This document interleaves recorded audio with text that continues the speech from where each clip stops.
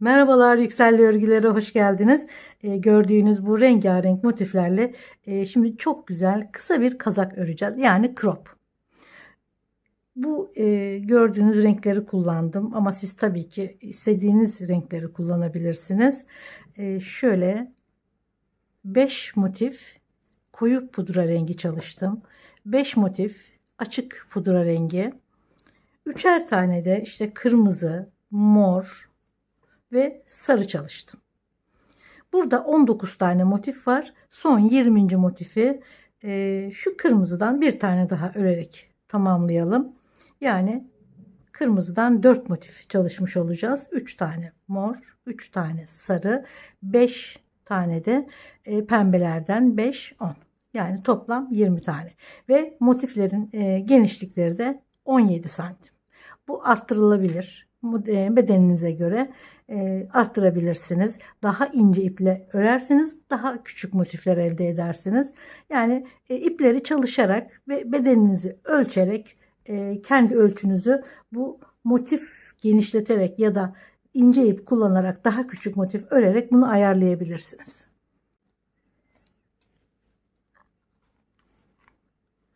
Vegan 100 gram 200 metre bir ip kullanıyorum. Herhangi bir ip kullanabilirsiniz. Elinizde belki söktüğünüz ipler vardır başka giysilerden. Onları da kullanabilirsiniz. Ve 7 numara 4 milim tığ kullanıyorum. Şimdi motifin ortasından başlıyoruz. Şöyle ipi çeviriyorum. İlmeği içinden alıyorum. Şimdi bu sihirli halkanın içine 16 tane ikili trabzan öreceğiz. 3 zincir, bir trabzan örüyoruz. Yani bu da bir trabzan olarak sayıyoruz ve halkanın içine 15 tane ikili trabzan örüyoruz. 3 zincirle başlangıçtaki 3 zincirle birlikte toplam 16 tane trabzan oluyor.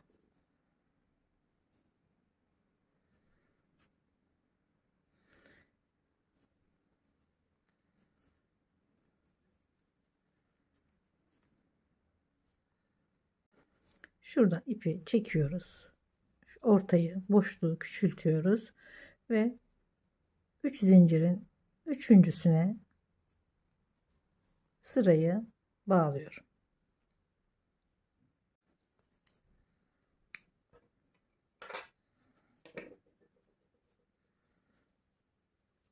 Bu ipi içinden geçirerek önce bir sıkılaştırıyoruz.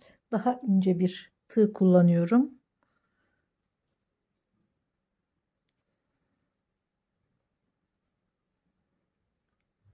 Şöyle bir sıkılaştırıyorum açılmasın bir daha diye. Sonrasında ilmeklerin arasında yürüterek kaybediyorum.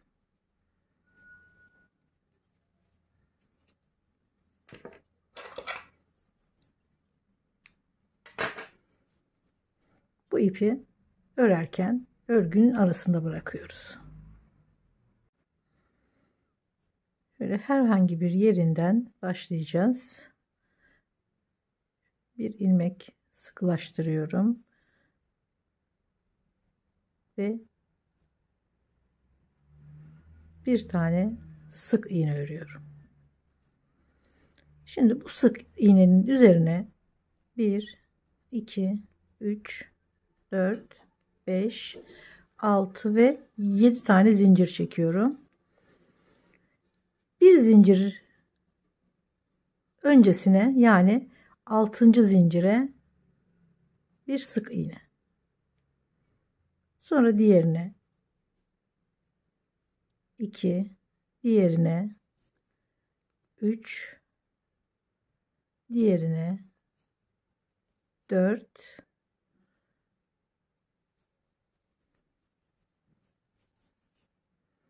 5 ve 6.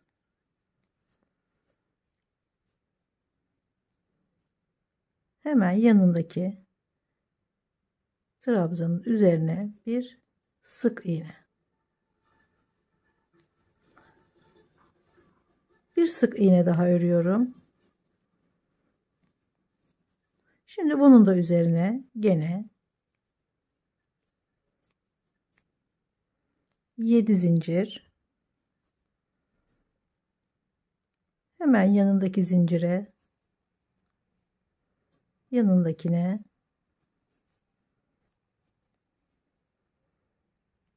ilkinde ördüğümüz gibi, şuradaki gibi 6 tane sık iğne örüyoruz.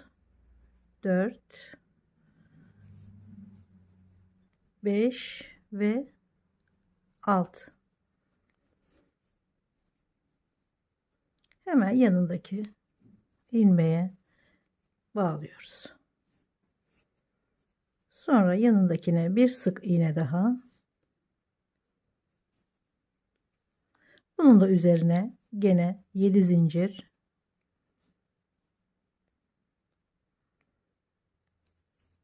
yanındakine,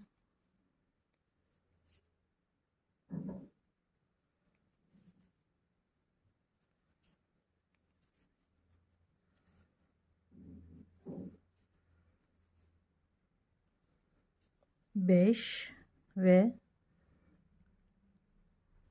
6. Hemen yanındaki ilmeğe bağladık. Bir tane daha yanına,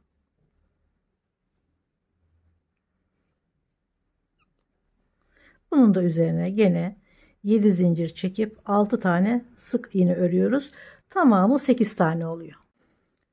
3, 4, 5, 6, 7 ve 8. Şimdi gene yanındaki ilmeğe bir sık iğne,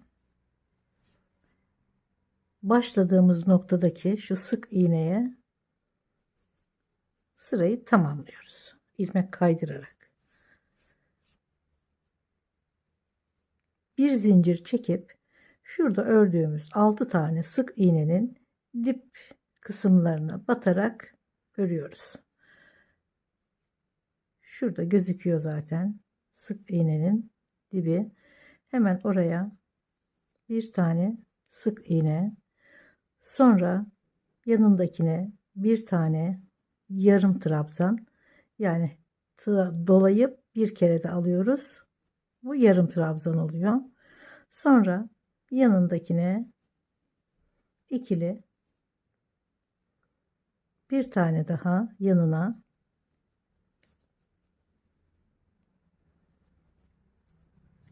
şimdi gene iki tane ikili trabzan ama aynı ilmeğin içine, bir, aynı ilmeğin içine 2. Şimdi son sık iğnenin dibine batıyoruz. Bu sefer gene ikili fakat 3 tane örüyoruz. 1, 2 ve 3. Yaprağın yarısı.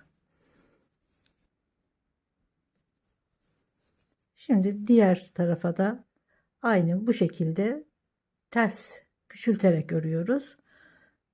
Baştaki sık iğnenin üzerine 3 tane şurada ördüğümüz gibi ikili trabzan, yanındakine aynı ilmeğe bir tane daha, sonra yan yana bir, yanına 2.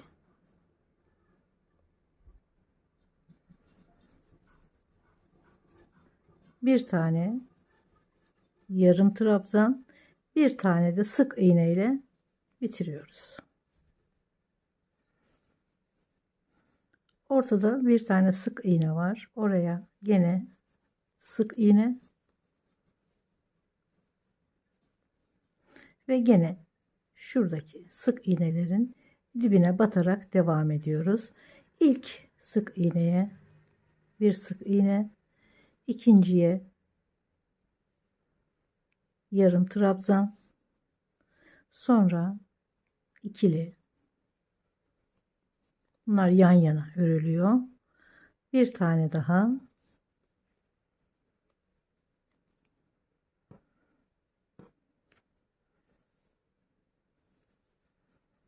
Şimdi aynı ilmeğin içine örüyoruz. 2 tane.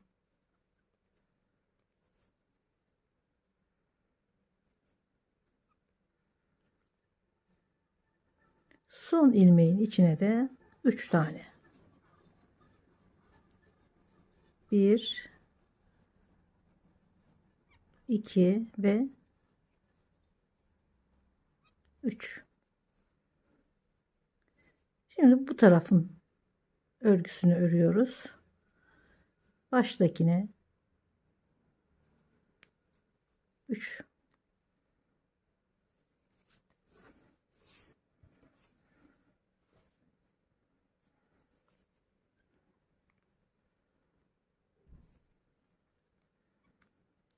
Sonra aynı ilmeğin içine 2 tane aynı ilmeğe batıyoruz.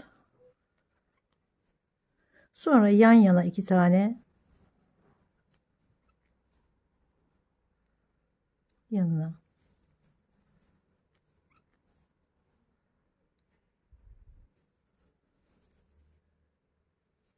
Bir tane yarım, bir tane de sık iğne yaprağı tamamlıyoruz.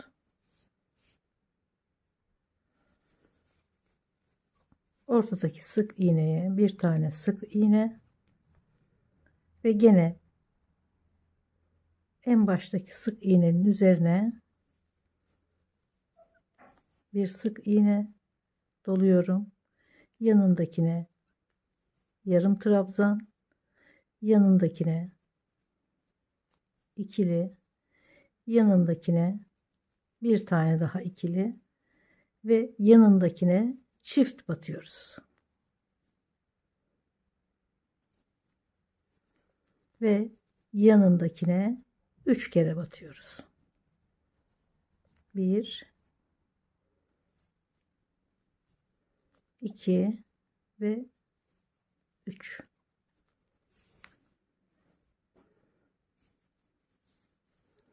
Buradaki örgüyü ters olarak buraya da örüyoruz. Hemen baştakine 3 tane sık iğne,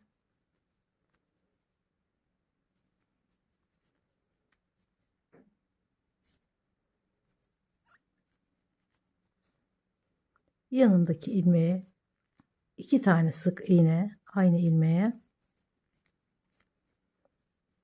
sonra yan yana 2 tane trabzan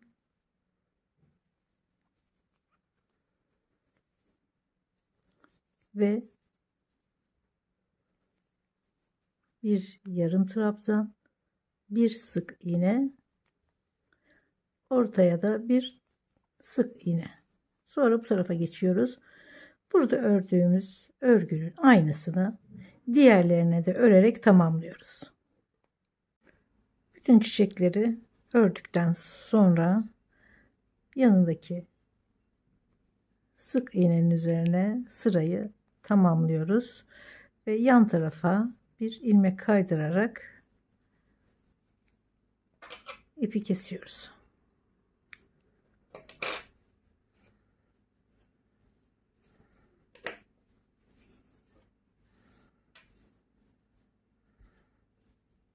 Şimdi koyu renkle hemen hem kare hale getiriyoruz hem de daha sık bir örgüyle tamamlıyoruz.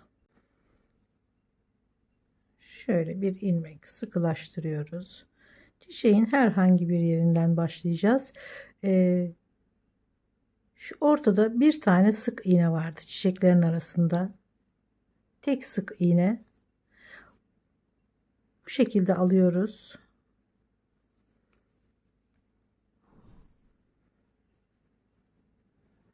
Ve bir tane sık iğne. Üzerine 5 zincir. Yaprağın arkasından diğer tarafa geçiyoruz. Şurada ortadaki tek sık iğneyi ortadan alıyoruz. Bir sık iğne. 5 zincir, diğer çiçeği şöyle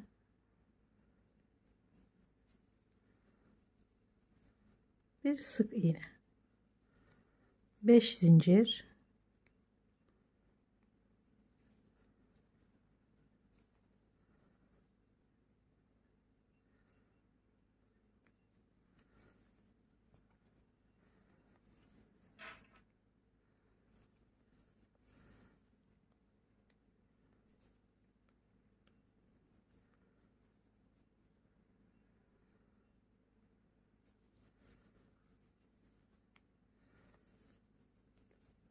her yaprağın arkasına bu şekilde 5 zincir örerek tamamlıyoruz.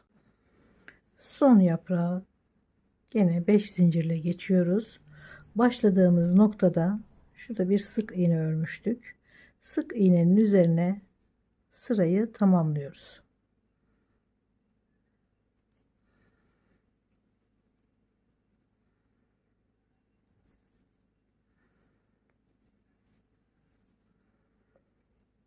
Ve yandaki boşluğa bir ilmek kaydırarak geçiyoruz.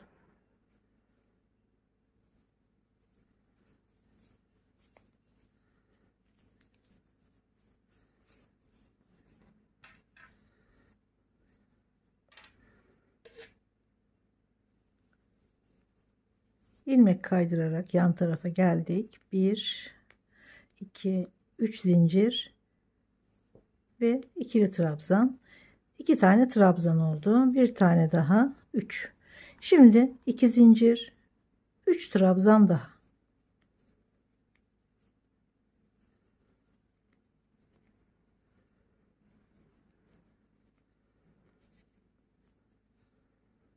Üç zincir, 2 tane trabzan, 3 tane oldu. 3 çektiğimiz zincirle 2 zincir, 3 trabzan daha. Bu köşe. Şimdi yan tarafa geliyorum. 3 tane trabzan.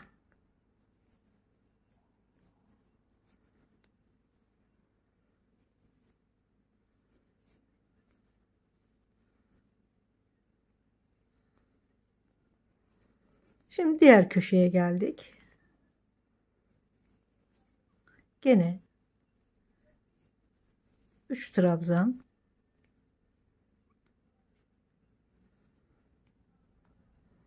2 zincir,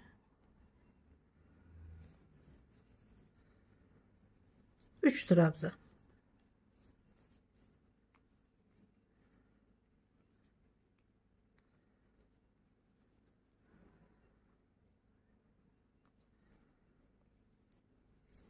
Şu birinci köşe.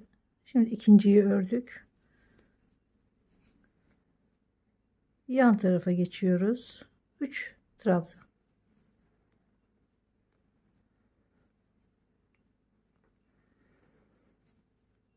Diğer köşeye geldik.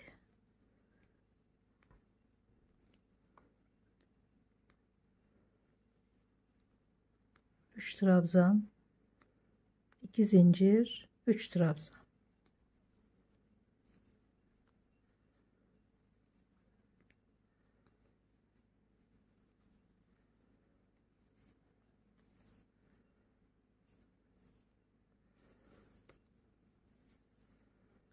Şimdi 3 trabzan,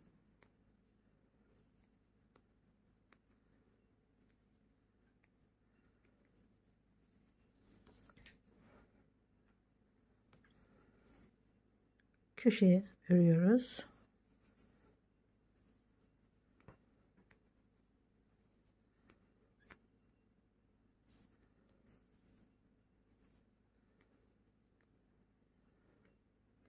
İki zincir ve 3 trabzan.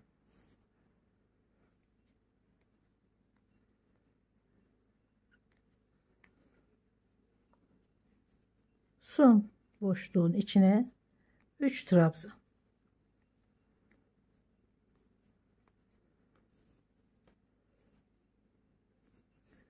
Bir, iki, üç ve Dördüncü köşeyi de ördük.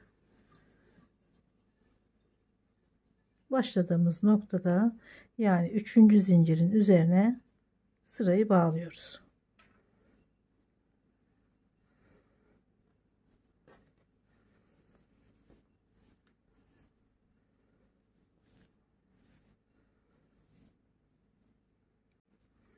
Şimdi ikinci sıraya geçiyoruz.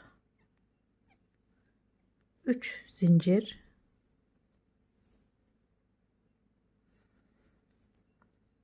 yanındaki trabzana, yanındaki,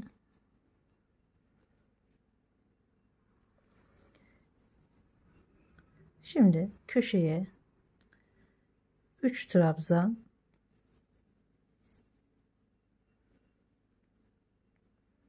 2 zincir, 3 trabzan.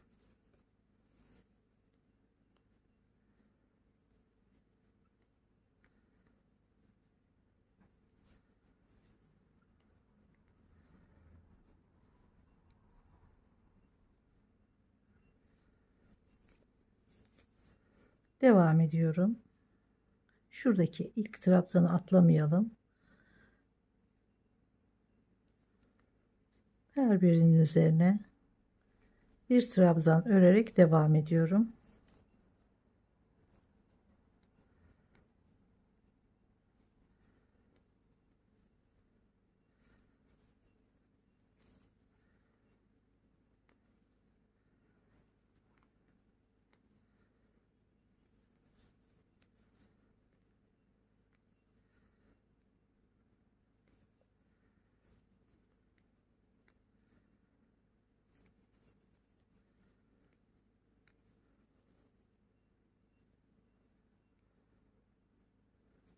Köşeye geldik. Gene 3 trabzan,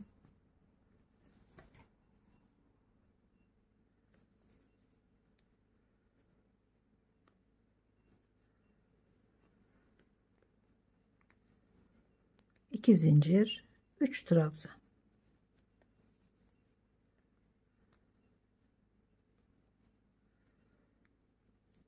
Şimdi trabzanlara geçiyoruz.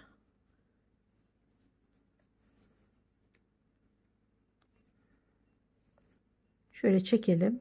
Şuradaki trabzanın şu tepe noktasını kaçırmayalım. Bu üzerini kapatabilir. Bir öteki trabzandan başlayabilirsiniz. Ona dikkat edelim. Hemen ilk trabzana ve diğerlerine örerek devam ediyorum. Sırayı aynen bu şekilde her trabzana bir tane trabzan örerek ve köşelere 3 trabzan, 2 zincir, 3 trabzan örerek devam ediyoruz.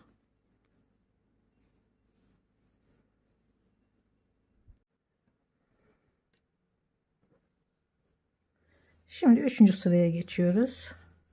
Başladığımız noktada sırayı bağlıyoruz. 3. zincire ilmek kaydırıyoruz. Gene 3 zincir, yanındakine ve sürekli yanındakine köşeye kadar geliyorum. Şimdi bu sırada çiçeklerin köşedeki yapraklarını da tutturacağız. Alttaki ördüğümüz koyu renk motifi.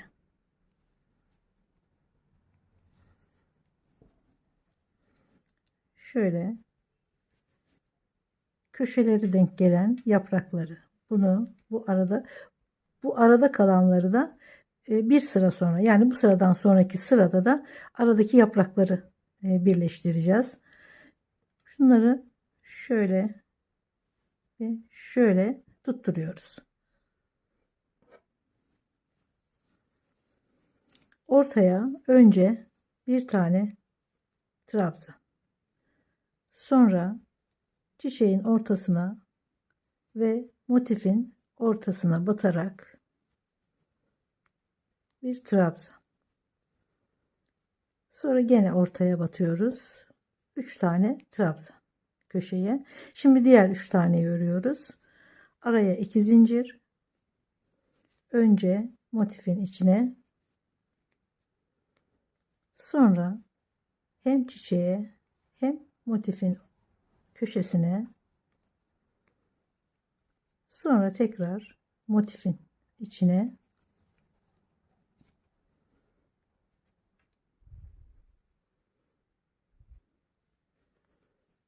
ve trabzanlarla devam ediyoruz.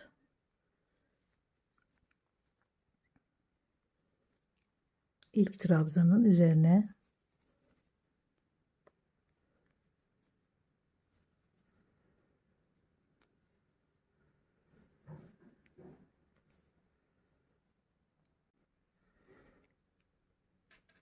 şimdi buradaki çiçeği tutturuyoruz. Köşeye bir tane trabzan, sonra çiçeğe ve köşeye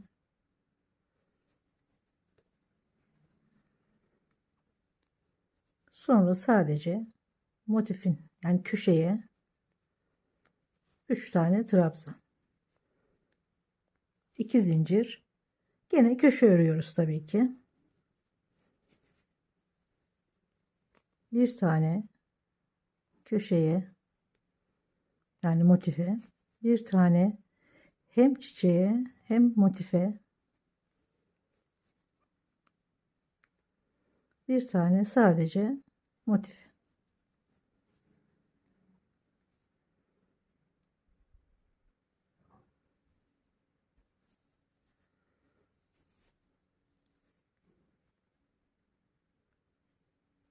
Şöyle ilk trabzanın ilmeğini de görelim. Şöyle açarak. Yoksa demin de söylemiştim. Atlayabiliriz ilk trabzanı. Ona dikkat edelim. Trabzanlar eksilmesin. Yine devam ediyorum. Motifin arkası bu şekilde gözüküyor. Şimdi sırayı bağlayalım ve bir üst sıraya geçelim.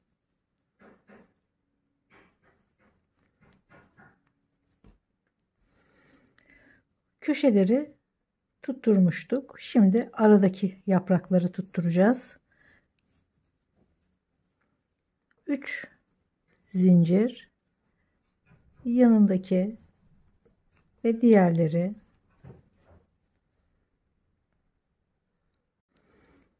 Şimdi köşeye bu sırada ve bundan sonraki sırada ikişer tane trabzan örüyoruz. Köşeye 2 trabzan ördüm. 2 zincir ve gene 2 trabzan.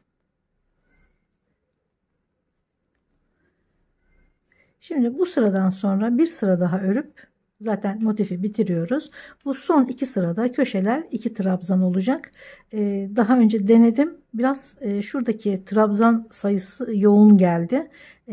Biraz açılma yaptı motifte. Hemen köşelerden 2 sırada birer trabzan eksilterek ikişer tane batınca tam bir kare görüntüsü aldı motif. Bu şekilde devam ettim diğer motiflere de.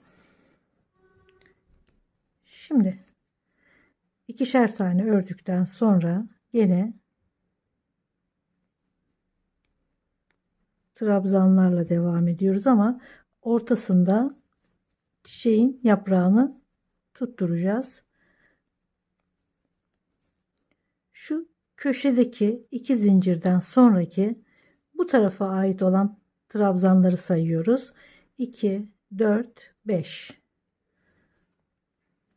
6, 12 tane trabzan ördüm. Şöyle 2, 4, 6, 8, 10, 12. Şimdi 13. trabzana yaprağı bağlıyoruz. Doluyorum.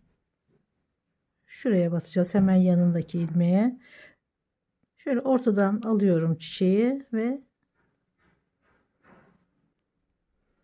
bir trabzan. Tam ortaya 3 trabzan batmıştık. Bu üçer trabzanın tam ortasına batıyoruz. Sonra gene kaldığımız yerden devam ediyoruz. 12 trabzan daha örüp köşeye geliyoruz. Köşeyi ördükten sonra şöyle 2 trabzan, 2 zincir, 2 trabzan. Şuradaki trabzan sayısı 12 tane olunca hemen yaprağı ekliyoruz. Yani tutturuyoruz. Şöyle ortasından batıyoruz.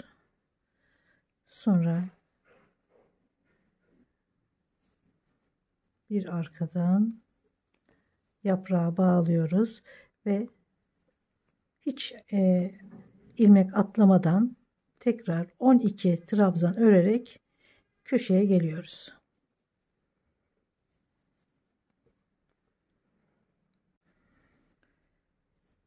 Şuradaki yaprakları da tutturduk köşelerden sonra. Şimdi son yaprağı öreceğiz, tutturacağız. Gene 12 tane trabzan ördüm.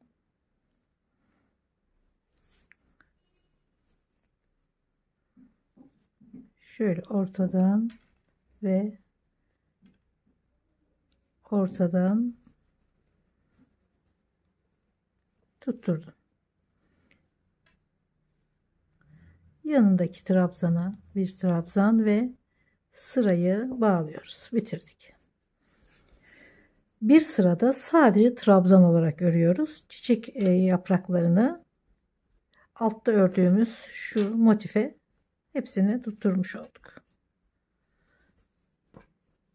Şimdi hiçbir şey yapmadan sadece trabzan örüyoruz. Köşelere bu sırada ördüğümüz gibi gene 2 trabzan, 2 zincir, 2 trabzan örerek sırayı tamamlıyoruz. 3 zincir, her ilmeğe batarak devam ediyorum. Tam 17 santim genişliği. Bu iplerle ve 4 milim tığla ve benim elimle tabii ki 17 santim oldu ama aynı ölçüler üzerinden farklı iplerle, farklı tığ numaralarıyla ya da elinizle bile değişebilir. Farklı sonuçlar elde edersiniz. Ben şöyle 17, 17, 17 şöyle 3 tane motif kullanmak istiyorum. Şöyle farklı renklerden alayım. Şöyle 3 tane motif. Bu ön parça diyelim. 3 motif arka parça. 4'er motifte kollara kullanacağım. Şöyle bir ölçelim.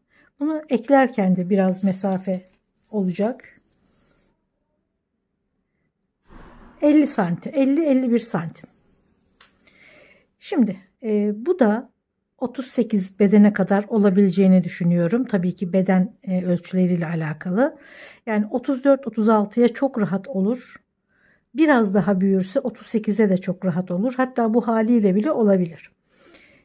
Şimdi yaka kısmında biraz omuzlara örgü yapacağız ki yaka oyuntusunu belli edelim. Şurayı ön parça, önün boğaz kısmını olarak düşünün. Şu kısımlar omuzlara geliyor. Omuzlara gelen parçanın üzerine birkaç sıra örüp yükselteceğiz. Omuz farkı. Yaka biraz aşağıda kalması gerekiyor ki giyerken, çıkarırken ve bedende güzel durması için biraz bir oyuntu olması gerekiyor. Bunları şimdi öreceğiz. Bu arada ben motifleri ekledim. Beden kısmını tamamen ekledim. Kolun bir tanesini bitirdim. Şurada ufak bir ek örgü var. Omuzda ek bir örgü var. Şimdi aynısını buraya da çalışacağız. Renkleri de şöyle bir göstereyim. Bu tabii ki benim elimdeki iplerle ve kendi zevkime göre yaptığım bir düzenleme oldu. Siz de hangi renkleri seviyorsanız, hangi renkleri bir arada görmek istiyorsanız o şekilde çalışıp motiflerin renklerini de bu şekilde, yani zevkinize göre dağıtabilirsiniz. Boyutlu olduğu için şu şekilde çok hoş bir görüntü oldu gerçekten.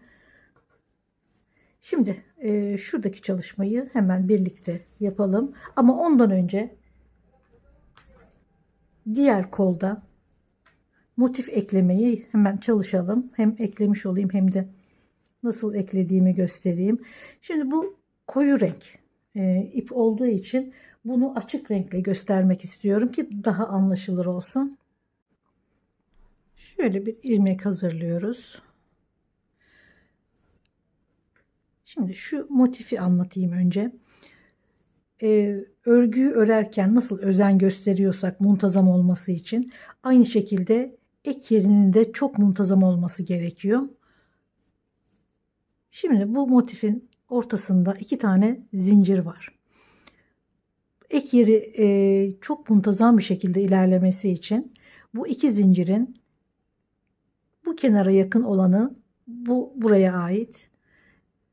Bu tarafa yakın olanı da bu kenara ait. Çünkü şu şekilde eklemeler yapılıyor. Bu eklemenin diğer motifte üzerinden geçeceği için her iki tarafında çok muntazam ilerlemesi gerekiyor. Şimdi zincirin, şu 2 zincirin buradakini değil, şu tarafa yakın olanı kullanıyoruz. Tam karşılığındaki şu bakın 2 zincir şuraya batıyorum. Çünkü bu kenarı kullanacağız. Şöyle içine doğru tek ip alıyorum. Bir tane ip aldım. Sonra gene şu 2 zincirin şu kenara ait olanın bir ipini alıyorum. Bu da ortada duracak sürekli. Şöyle batıyorum ve ilmek kaydırarak alıyorum. Şimdi trabzanlara geldik. Zincirden sonra gene bir tane ip alıyorum. Karşı taraftan da bir tane ip alıyorum. İlmeğin tamamı şu. Ama biz şu iç kısımdaki tek ipi alıyoruz ve ilmek kaydırıyoruz. Sırayla her bir trabzanın tam karşılığına da ip alarak ilmek kaydırıyoruz.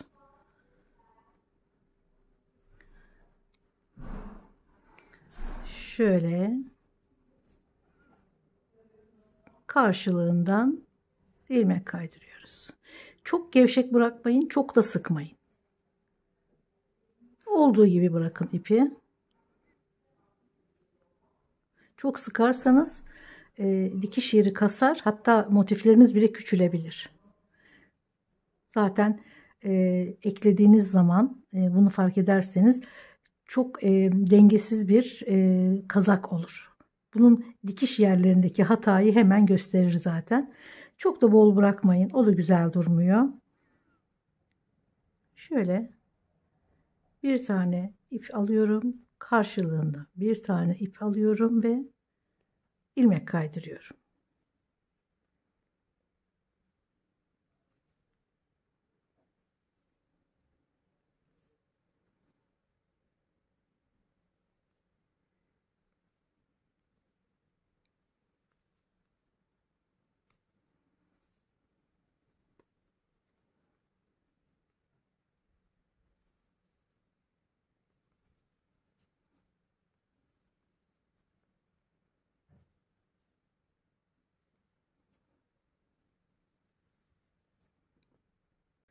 Şimdi kendi rengindeki iple ekleyerek devam ediyorum. Bakın ne kadar muntazam oluyor. Çünkü örgüyü tamamlayan bir detaydır motifleri, ek yerleri. O yüzden dikkatli olmak gerekiyor eklerken. Şimdi buradaki son trabzana kadar ekledim. Şuradaki zincir ve buradaki zincir boşta duruyor. Çünkü hep hangi kenara aitse o zincirle başlayıp bitiriyoruz. Diğer taraftaki zincire hiç dokunmuyoruz. Şimdi şurada diğer taraftaki zincir var. Yani bu kenara ait olan zincir. Bunu alıyorum. Ve buradaki zinciri de gene ilmek kaydırarak kenarı tamamlıyorum. Trabzanlar ve hemen yanındaki zincirle tamamlıyorum.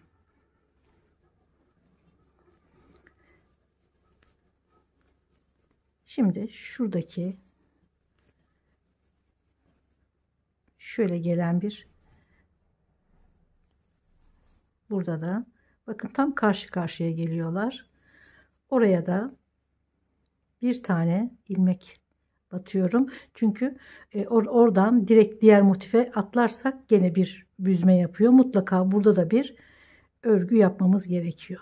Şöyle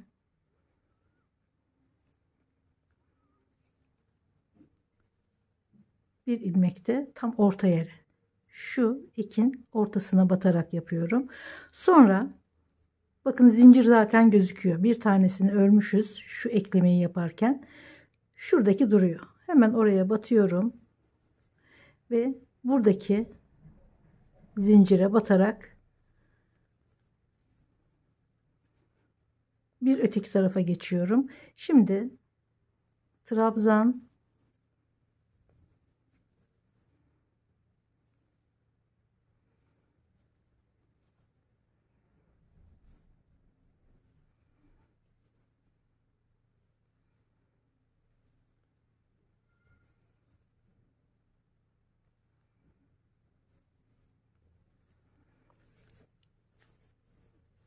devam ediyorum.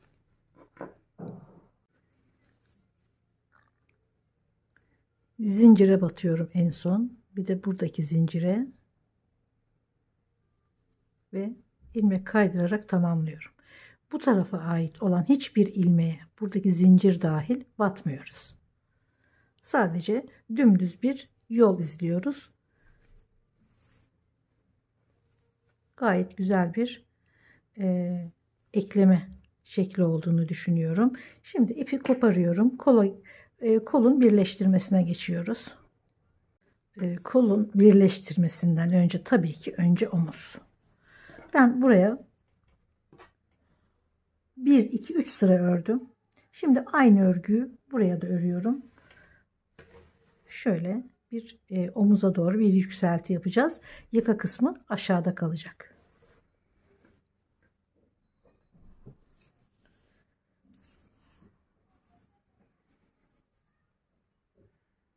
Şöyle bir ilmek sıkılaştırıyorum ve gene şu iki zincirin bu tarafta olan kısmına batıyorum. İlmeği sabitledim. 1 2 3 zincir. Bu bir trabzan oluyor. Hemen yanındaki trabzana devam ediyorum. Her ilmeğe batarak trabzan örüyorum.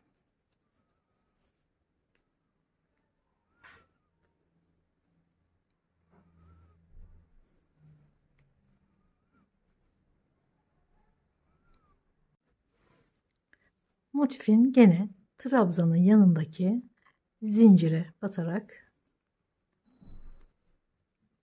ilk sırayı tamamladım.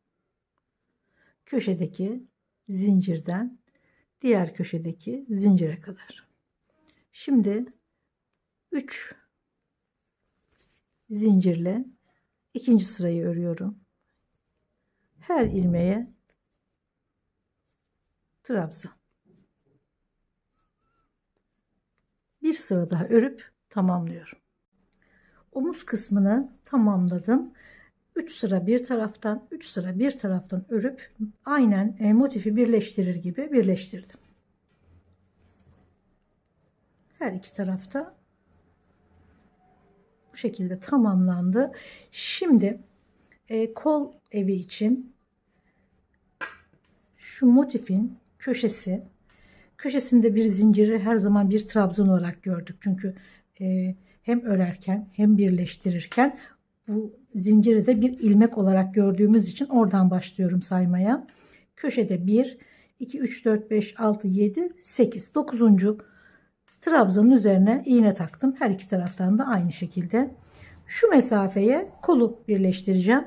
Yalnız 2 sıra trabzan öreceğim. Çünkü benim iki motifi birleştirdiğimde bileğe kadar gelen kısım biraz yüksekte kaldı. Yani bileğe kadar gelmesi gerekiyordu. Hatta bilekten biraz daha uzun olsun istedim. 3 santim kadar eksik kaldı. O yüzden 2 sıra trabzan örüyorum. Gene buralarda ördüğüm gibi aynı şekilde Buraya da 2 sıra trabzan örerek örgüyü tamamlıyorum. Sonrasında kolu ekleyerek bitireceğim ve yaka, kol, etek kısmına sadece sık iğne geçerek bitiriyoruz. Şuradaki mesafeyi kendi ölçünüze göre ayarlayacaksınız. İsterseniz motifin ve ördüğümüz örgünün bitimine kadar tamamen kol evi olarak ayırabilirsiniz. Nasıl rahat edebiliyorsanız giydiğinizde kolunuz nasıl rahat hareket ediyorsa o şekilde bir ekleme yaparsınız. İsterseniz biraz ileriden, isterseniz tamamını kullanabilirsiniz kol evi olarak. Şimdi şu kısmı da birleştirdim ve trabzan örmeye başlıyorum. Şöyle yan tarafa geçtim. 3 trabzan ve trabzanlarla her ilmeğe batarak devam ediyorum.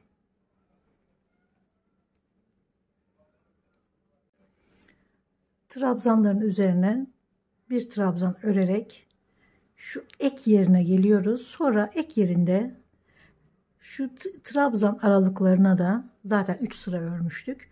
Oralara da ikişer kere batıyoruz. İkişer trabzan örüyoruz. Sonra şurada ekleme yeri var. Bu tarz eklemelerde iki parça arasında biraz mesafe oluşur. Bu örgüye de bir mesafe kazandırır. O yüzden oraya da bir tane trabzan boş geçmememiz gerekiyor. Sonra gene trabzanların arasına 2 trabzan örerek devam ediyorum.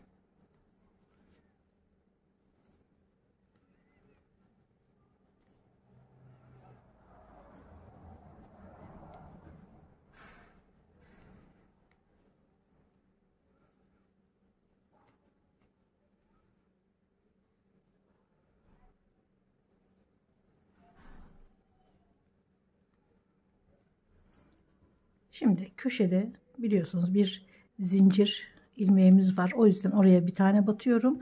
Sonra hemen ilk trabzana batarak devam ediyorum.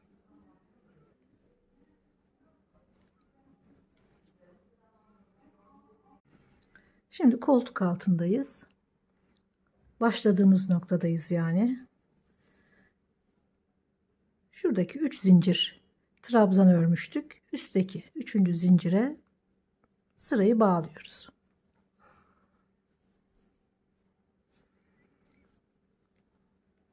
Üç zincir ve ikinci sırayı örüyorum. Her trabzana bir trabzan örerek sırayı tamamlıyorum.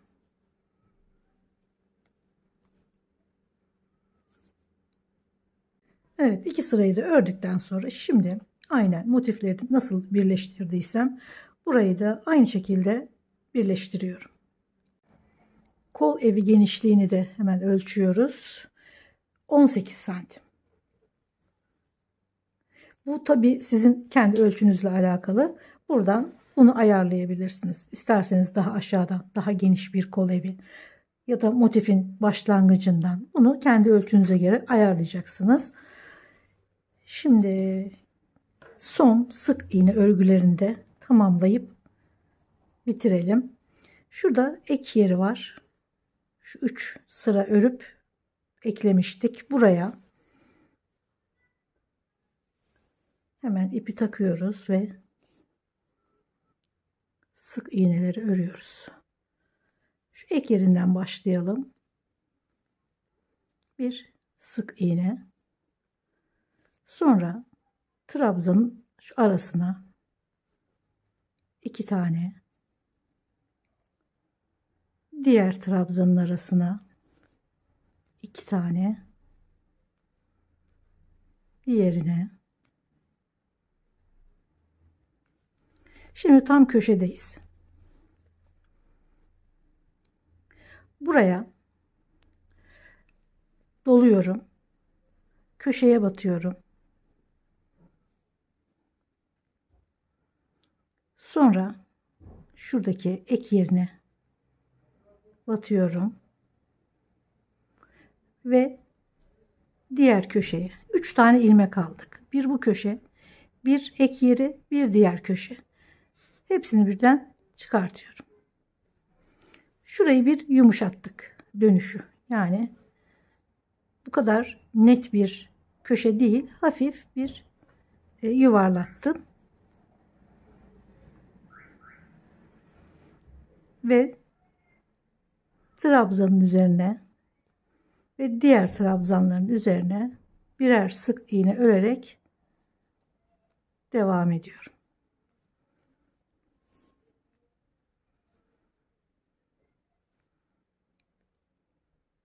Şimdi diğer köşeye geldim. Buraya da doluyorum. Bir bu köşeye, bir ek yerine, bir tane de diğer köşeye ve hepsini topluyorum. Gene trabzanın arasına 2 tane, diğerine 2 tane. Aynen burada ördüğümüz gibi bütün köşelerde, yani 2 köşeyi daha aynı şekilde örerek başladığım noktada bitiriyorum. Örgünün finalinde motifin duruş şeklini hiç bozmadan, hani doğal haliyle kalsın istedim ve sadece bir sıra, o da toparlamak amacıyla bir sıra sık iğne ördüm. Şöyle etrafına, kol ağızlarına, yakayı zaten göstermiştim. Sık iğnelerle kazağı tamamladım ve nihayet tamamlandı. Uzun bir maraton oldu gerçekten. Her motifi 2 kere ördüğünüzü düşünün. Yani motif üzerinde motif var. Bu yüzden de kullanacağımız ipe dikkat edeceğiz. Mümkün olduğu kadar hafif ipler kullanacağız. Benim kullandığım ipleri her yerde bulamayabilirsiniz. Ben de bazen rastlarsam güzel iplere alıyorum ama devamlılığı oluyor mu? Bazılarının oluyor, bazılarının olmuyor. Bunun benzeri Alize'nin kotonu olabilir. Hafif ipler. Mümkün olduğu kadar ağırlığı olmayan çok hafif ipler kullanın. Çünkü motif üzerine motif var. Bu da ağır ipleri kullanırsanız kazak çok ağır olur. Hem giyemezsiniz hem güzel durmaz. O yüzden mümkün olduğu kadar çok hafif ipler kullanın. İpe göre biraz daha kalın tığ kullanın. Yarım milim, 1 milim daha kalın kullanın. Hele eliniz sıkıysa buna çok dikkat etmeniz gerekiyor. Görüldüğü gibi gayet, bakın, gevşek bir dokusu var. Çünkü üzerine bir de motif geliyor. Görünüş bu şekilde. Şimdi bunun görsellerini de hazırlayacağım. Umarım beğenmişsinizdir. Umarım benim kadar zevkli öreceğiniz bir ürün olmuştur.